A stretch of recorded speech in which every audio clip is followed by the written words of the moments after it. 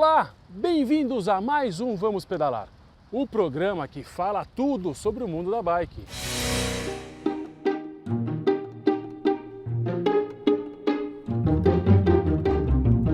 No handbike há pouco tempo, a paratleta Jéssica está despontando como atleta de ponta no paraciclismo. Vamos conhecer a história dela?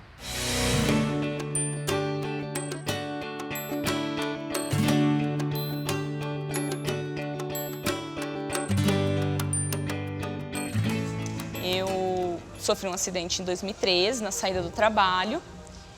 Houve um capotamento, um carro foi fazer uma ultrapassagem, eu desviei e meu carro capotou 3 vezes. E eu perdi, esmaguei a medula em linha da cintura e perdi da cintura para baixo os movimentos.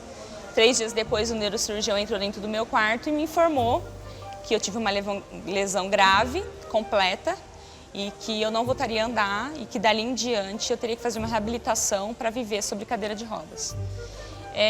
Eu não dei esse tempo assim de assimilar o que tinha acontecido. Logo eu saí do hospital, eu já fui para uma clínica de fisioterapia, fiquei 1 ano fazendo fisioterapia, fazia fisioterapia todos os dias.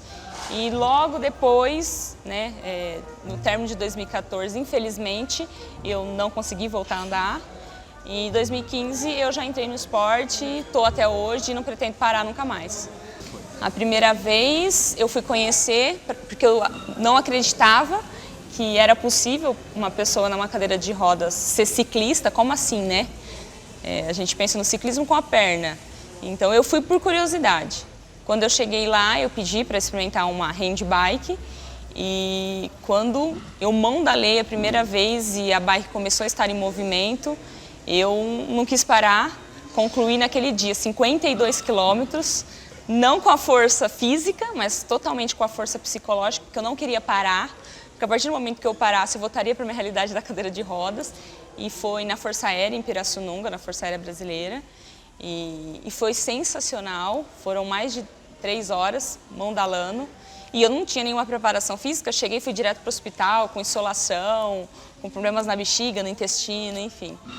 Mas dali em diante eu nunca mais parei de mandalar. Nunca mais abandonei o ciclismo e nem a handbike. A bike foi importante nessa questão de inclusão, porque ela auxiliou na minha questão física de força. Devido a mandalar, hoje eu tenho resistência para transferir a minha cadeira de rodas, para dirigir longos percursos, enfim. E isso impacta no autoestima, porque você se sente inclusa, você se sente capaz de fazer as suas próprias coisas, como você fazia antes do acidente. Então eu falo que eu não consigo imaginar a minha vida sem o ciclismo, sem a handbike. A handbike também me trouxe novos amigos no qual o vínculo que eles têm ali é muito grande, de irmandade mesmo, de parceria, são irmãos do ciclismo. E o ciclismo só me trouxe coisa boa, só energia positiva e realmente eu não consigo me imaginar sem. Os meus planos, eu falo que eu fico impondo desafios, né? Então, até o ano passado, eu ranqueei, subi todas as vezes em 2ª colocação na Copa do Brasil, consegui ir para uma Copa do Mundo na Espanha no ano passado. Estou conseguindo evoluir, né? Cheguei ao alto rendimento. E os meus planos agora além de competir e de permanecer no alto rendimento, também fazer as cicloviagens, que se tornaram hoje um lazer, se tornaram algo que está agregando muito na minha vida, mas é lógico, né, mantendo sempre as competições, porque é o que eu gosto, competindo agora, vou competir a Copa do Mundo, a Copa do Brasil, e aí nos meus momentos de lazer não tirar a handbike, né, fazer cicloviagem.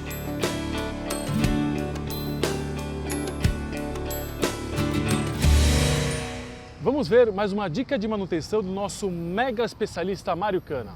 Vamos lá? Olá, eu sou o Cana da Ciclo Urbano e hoje nós vamos ensinar a fazer o manchão no pneu. O que é um manchão? É aquele reparo, aquela gambiarra que você faz para manter o pneu rodando mesmo quando ele tem um corte na banda de rodagem. Vamos lá ver? Primeira coisa a fazer, identificou o rasgo no pneu.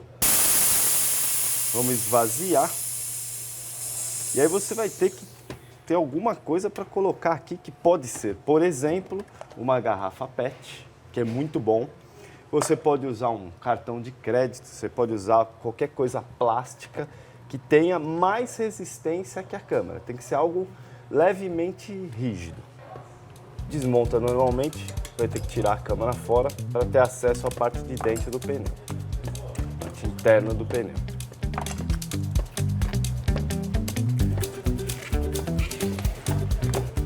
Então, o rasgo desse pneu está aqui, certo?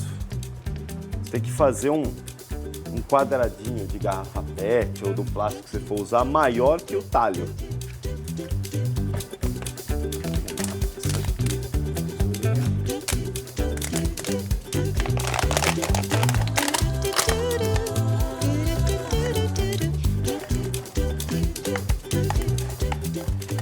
O ideal é não deixar nenhuma ponta viva, nenhum canto vivo, porque às vezes pode furar também a câmera.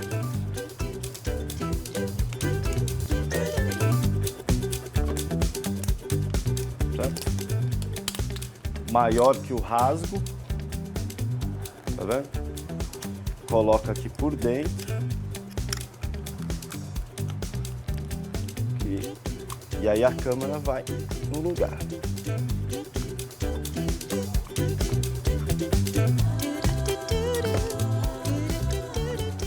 Vê se ficou bem encaixado aqui. Agora vamos encher e vamos ver o que vai dar.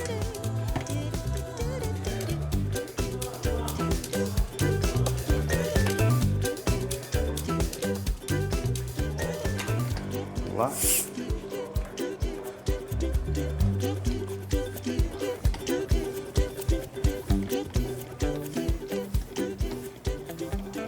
Dá uma olhada na lateral, ver como é que tá. Ó, bem melhor.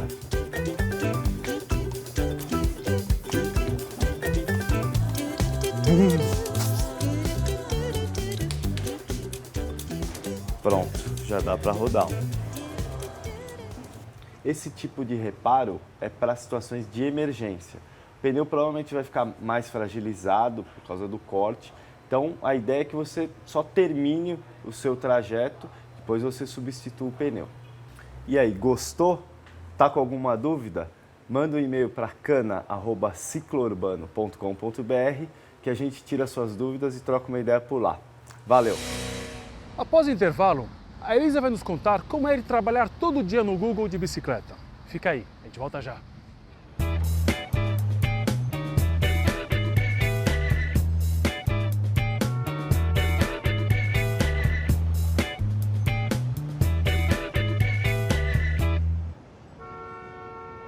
O Google é uma empresa que apoia e incentiva o uso de bike como modal. A Elisa vai nos mostrar um pouquinho como é esse dia a dia. Vamos lá ver? A bicicleta é meu meio de transporte e é a minha alegria assim, do dia a dia. Eu acordo mais disposta porque eu venho para o trabalho de bicicleta, já chego aqui bem. É isso. Bom, a gente tem alguns incentivos aqui dentro para que todo mundo possa vir de bicicleta. O próprio prédio, então o condomínio em si, tem a bicicletaria, tem 2 espaços para a gente guardar as bicicletas, tem as ciclofaixas, então as saídas, né, para a gente sair seguro. Mas o Google em si, a gente tem chuveiro, então você não precisa se preocupar em trazer nada de casa. Você vem com a sua bicicleta, toma banho e já pode ir trabalhar. A gente também tem um grupo de pessoas aqui, quem tem interesse em bike, a gente tem um grupo, chama Bikezão. Aí a gente troca dicas. Por exemplo, quando você está começando a pedalar, você pode pedir para um Googler que mora perto de você para te fazer o seu caminho, ser o bike anjo, assim, sabe? Eu tive um desses no meu começo. Além disso, a gente tem algumas outras coisas, assim, internamente de benefícios, que você pode juntar créditos dependendo da sua milha que você anda, né? O tanto que você anda de bike ou anda a pé.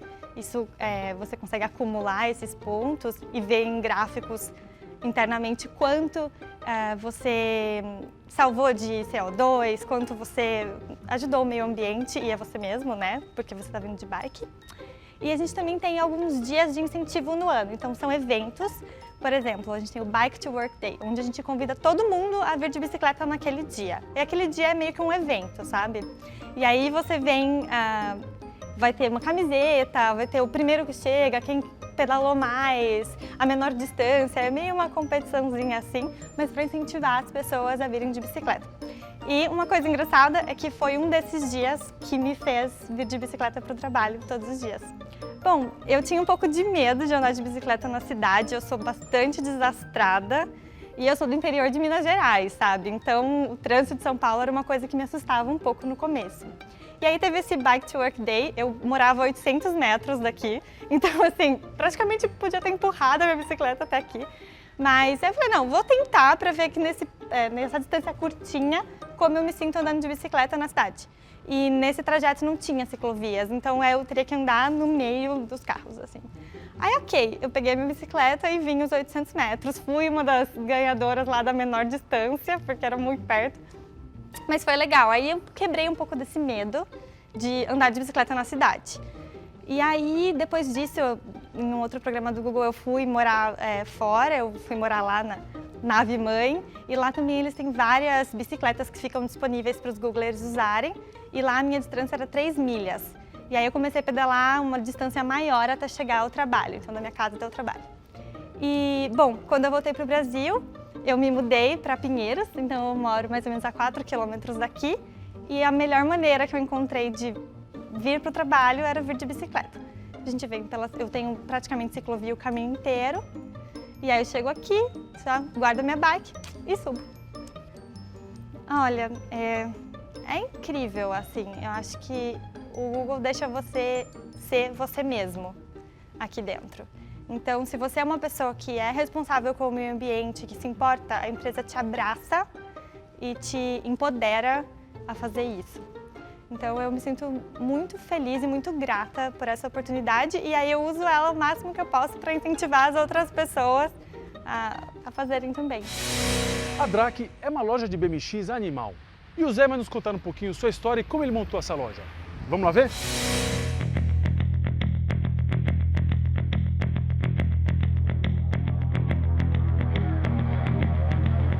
Bom, meu nome é José Augusto Oliveira, né?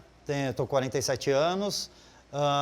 Eu venho de um bairro, eu era de um bairro eu era da Vila Sônia. E nesse bairro tinha muita molecada que andava de BMX. E na época meu primeiro contato com BMX eu tinha uns 16 anos.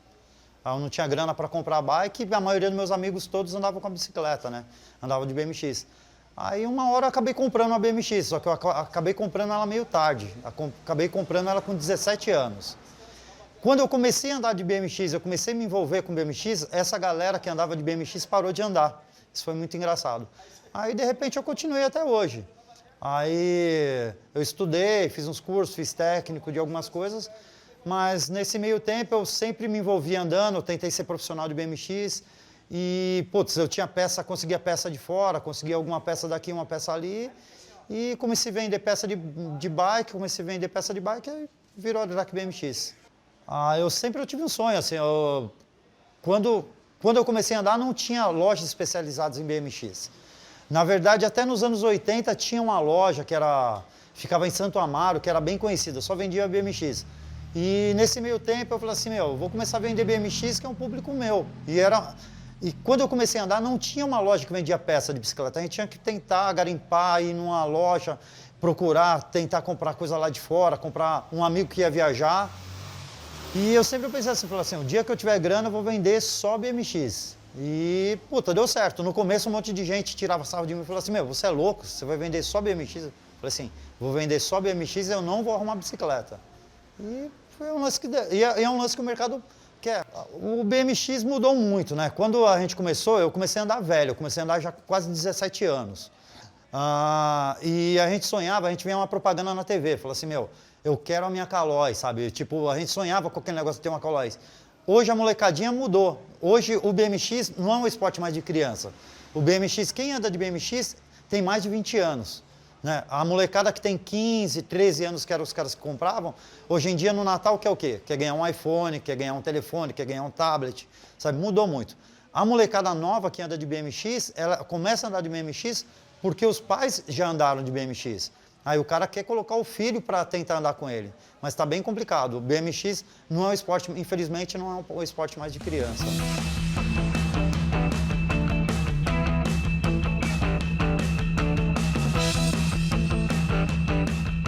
Na verdade, a gente até brinca que é meio uma família, né? Porque é muito engraçado. Você tem uma BMX, a partir do momento que você tem uma BMX, se você chega em um outro estado, você vê um cara com uma BMX, você já se identifica rapidamente com ele. É a mesma coisa de um cara de cicloturismo. Chega um cara em uma cidade com uma bike de cicloturismo, um alforge, com tudo mais, um cara que anda com a bicicleta, se ele vê encostado ali na parede, ele já vai querer saber quem é o cara e aí por diante. Um cara da BMX, na hora que você olha o cara assim, fala assim, opa, aquela bicicleta ali é meio diferente.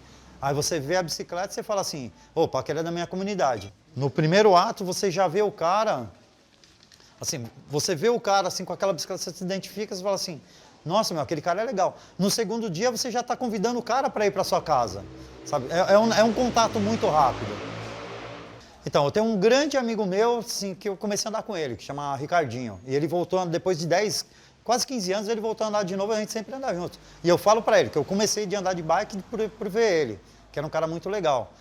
E até que eu vi Aí depois teve uma grande referência que eu vi uns pilotos gringos. Eu tive em 89 ou 90, veio uma equipe Haro aqui pro Brasil. E foi a primeira vez que eu tive contato de ver uns gringos. Eu falei assim, na hora que eu vi os caras ao vivo, eu falei assim, não é possível, os caras existem de verdade. E enquanto aqui no Brasil a galera voava 2 metros de altura, os caras voavam 3,5 metros. Era um negócio absurdo.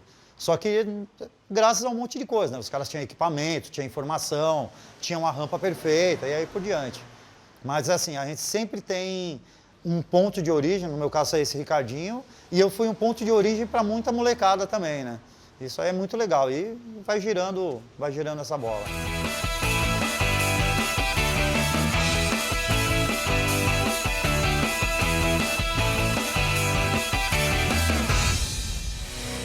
Após o intervalo, vamos bater um papo com Roberta Faria, da editora MOL. Fica aí, a gente já volta.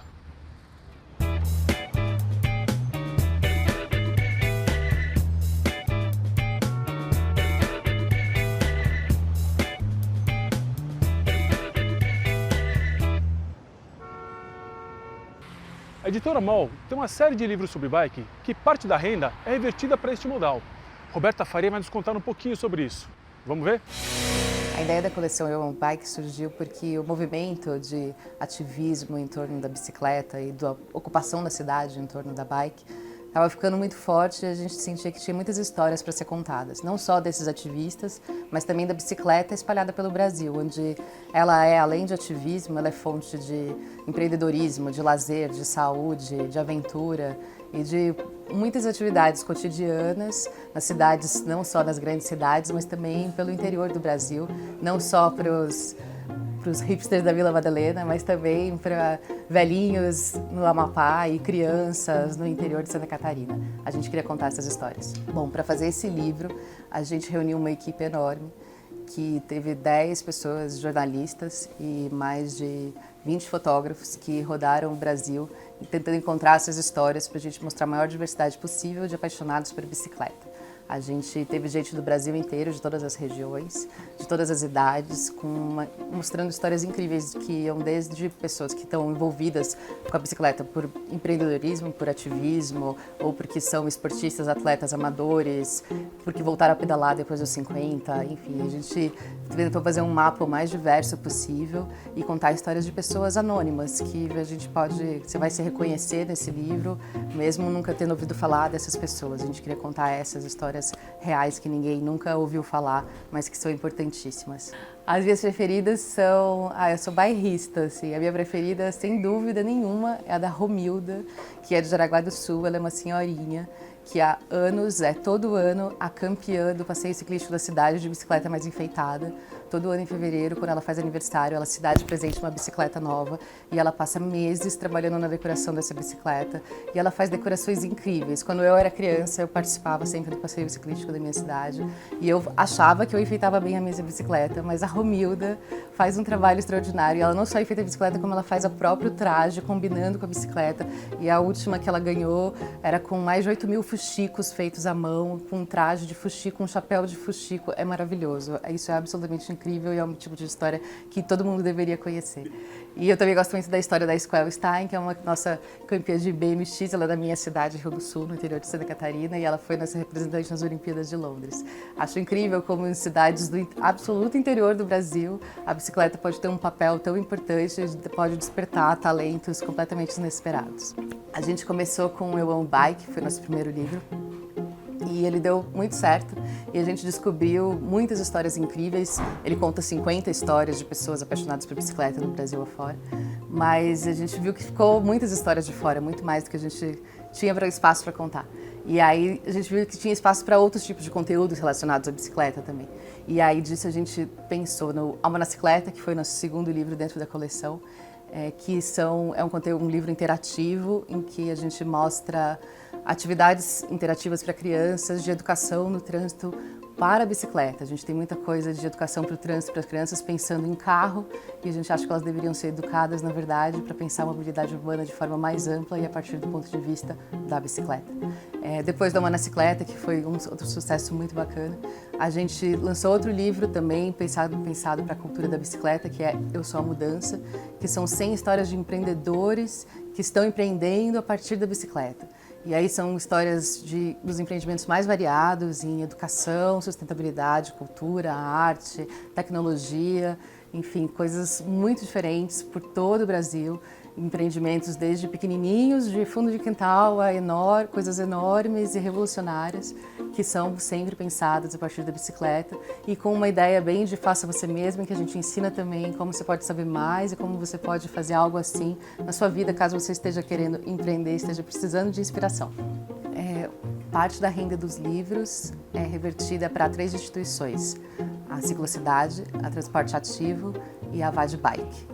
Os direitos autorais dos livros, equivalente a 9% do preço de capa, é doado para essas instituições. A gente faz isso porque a Editora MOL é um negócio social, todos os livros e revistas que a gente produz geram renda para causas. A gente acredita que, enfim, o conteúdo a gente deve servir para a gente democratizar o acesso a conteúdo de qualidade, então nossos livros custam pouco e toda a renda não, ou parte dela no caso desses livros, porque eles são vendidos em livraria, então uma parte fica com a livraria e uma parte é doada para a gente poder aumentar essa mobilização e ajudar essas ONGs a transformar a bicicleta num movimento cada vez maior. Bom, pessoal, o Vamos Pedalar fica por aqui. Mas semana que vem tem mais dicas de manutenção, viagens e tudo sobre o mundo da bike. Fica com a gente e vamos pedalar?